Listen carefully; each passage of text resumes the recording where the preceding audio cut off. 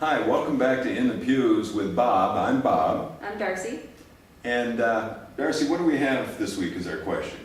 This week our question comes from Lynn in Ann Arbor, and Lynn wants to know, how do you keep faith in times of unbelief? It's a great question, and I think it's one that doesn't just apply to Christians, but applies to people of faith everywhere. You know, you go through times of unbelief, and those look different for everyone. Maybe you're watching and you're in one of those right now, and you just feel deflated with the church. You don't feel really connected. You don't really feel the presence of God. That's a type of unbelief.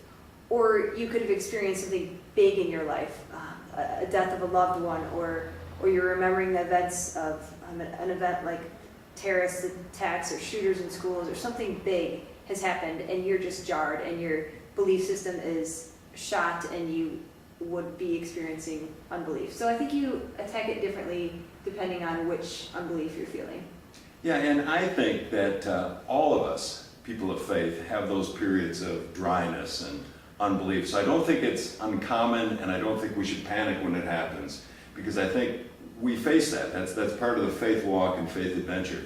One of my favorite stories is a story that comes out of the Hebrew scripture, 1 Kings 18 and 19, the story about Elijah with the prophets of Baal and Jezebel. When after that great victory took place, we don't find Elijah out celebrating, but we find him hiding away and feeling afraid and feeling God's very far away from him.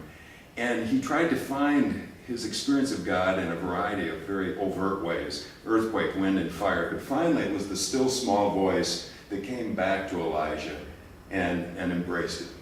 And so I think part of that faith walk when we're in those places of unbelief and dryness is to wait it out and to wait for God to come and to reclaim us, to speak to us.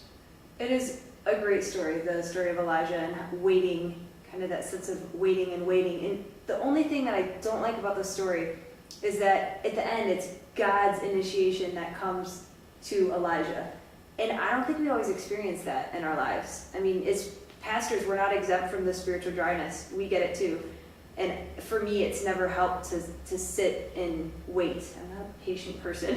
What works for me is to do something, to volunteer, to get involved, to get outside my just area of comfort. Whether, we're in Ann Arbor, it's a little suburban. To get somewhere urban or rural and see how you can serve others and how God is at work there, that's helped me.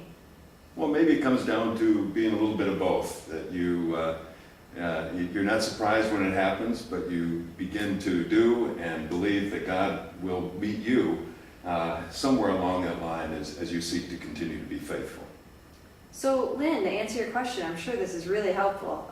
You could sit and do nothing and at the same time get out and do something. Hope that helps. Hope that helps. See you next week. Have a good week.